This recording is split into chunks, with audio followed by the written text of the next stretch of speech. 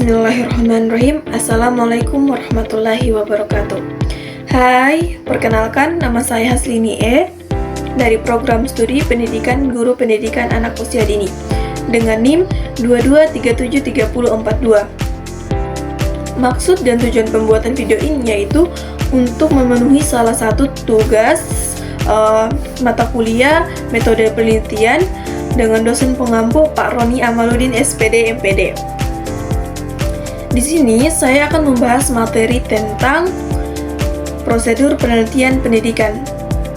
Nah, sebelum kita masuk pada materi prosedur penelitian pendidikan, terlebih dahulu kita harus tahu tentang penelitian pendidikan. Jadi, penelitian pendidikan adalah suatu proses untuk memperoleh data atau informasi yang dapat digunakan untuk meningkatkan mutu pendidikan.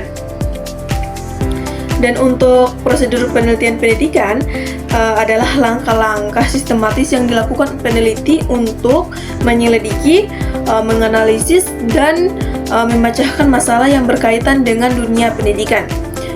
Prosedur ini bertujuan untuk memperoleh pengetahuan atau pemahaman baru dalam bidang pendidikan untuk memperbaiki praktik pendidikan yang ada. Nah, ada beberapa tahap umum dalam prosedur penelitian pendidikan. Ada 9 tahap. Yang pertama, identifikasi masalah, di mana di sini kita menentukan isu, fenomena, atau permasalahan yang ingin diteliti. Contohnya, beberapa guru di PAUD mengamati bahwa anak usia 4-5 tahun mengalami keterlambatan dalam mengenali bentuk dan konsep ruang. Terus yang kedua ada perumusan masalah, di mana di sini kita membuat pertanyaan penelitian yang spesifik dan terarah berdasarkan identifikasi masalah. Contohnya, apakah kegiatan bermain balok dapat meningkatkan perkembangan kognitif anak usia 4-5 tahun? Terus ada kajian pustaka, di mana sini kita mengkaji teori hasil penelitian sebelumnya dan konsep-konsep yang relevan untuk memperkuat landasan teori. Contohnya, peneliti mengkaji teori Jean Piaget tentang perkembangan kognitif serta hasil penelitian sebelumnya yang menunjukkan bahwa bermain balok dapat membantu anak mengenal bentuk, ukuran, dan koordinasi mata, tangan.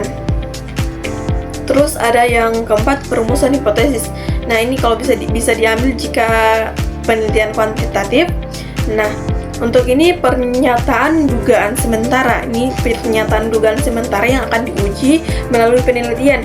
Contohnya, anak-anak yang mengikuti kegiatan bermain balok memiliki perkembangan kognitif yang lebih baik dibandingkan anak-anak yang tidak mengikuti kegiatan tersebut.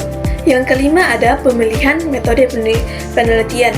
Di sini kita menentukan pendekatan yang digunakan, bisa kuantitatif, kualitatif, atau campuran, serta jenis desain penelitian, bisa eksperimen, studi kasus, atau survei, dan lain sebagainya.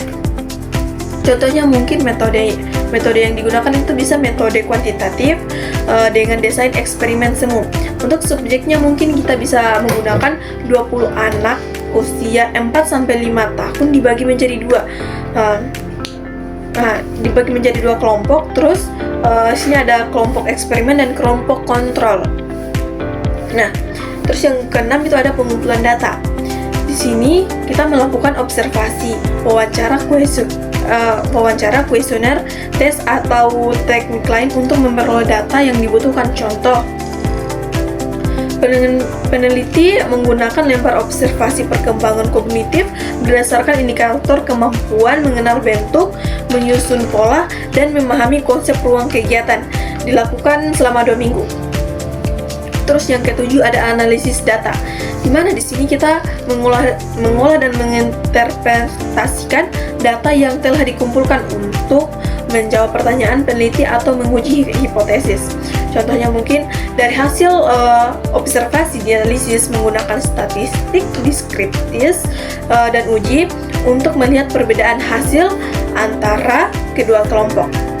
Terus ada penarikan kesimpulan, di mana di sini kita menentukan hasil akhir dari penelitian berdasarkan analisis data. Contoh, dari analisis ditemukan bahwa anak-anak bermain balok mengalami peningkatan kemampuan kognitif secara signifikan dibandingkan kelompok kontrol. Terus yang ke-9 ada penyusunan laporan penelitian, di mana di sini kita menuliskan seluruh proses dan hasil penelitian dalam bentuk laporan ilmiah. Contohnya itu laporan akhir disusun lengkap dengan latar belakang, kajian teori, metode, hasil, pembahasan, dan kesimpulan, lalu digunakan untuk mengembangkan metode pembelajaran di PAUD. Itu saja materi yang dapat saya sampaikan. Saya akhiri dengan ucapan billahi fisabilillah wastabiqul khairat. Wassalamualaikum warahmatullahi wabarakatuh.